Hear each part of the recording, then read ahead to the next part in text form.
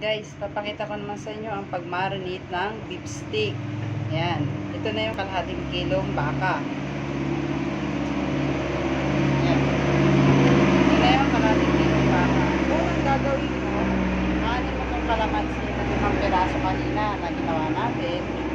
Ganyan mo siya.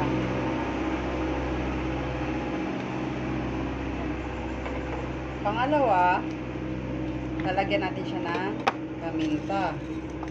Ayan, konti lang.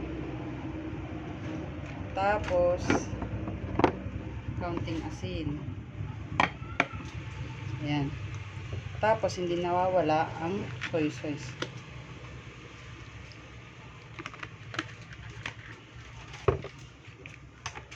Pangalawa, ang sarap.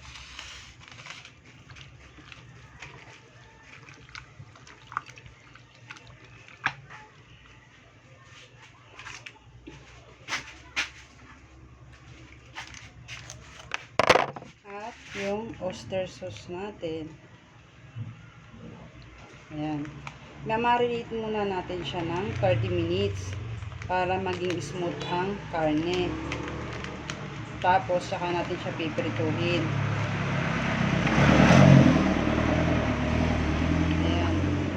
Kailangan natin siya ng lamasin ng kamay kasi una sa lahat para manuot ang lasa ng beef steak natin. Ayan, ganito kasi ako pa nagbi-beef steak. Tapos, piniprito ko lang siya. Tapos, saka ko siya igigisa.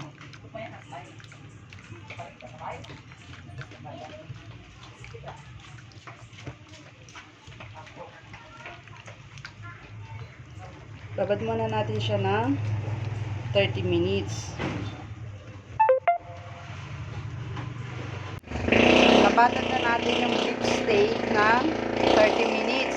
Ngayon, piprituhin na natin siya sa mantika. Yung magiging tira nitong sabaw, yun yung isasabaw natin sa beef steak. Kailangan natin prituhin sa mantika ang beef steak para maluto.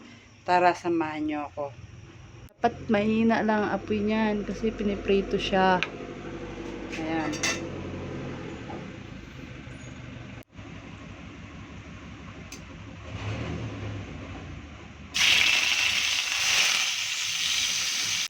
Ayan, piniprito muna natin ang beef steak.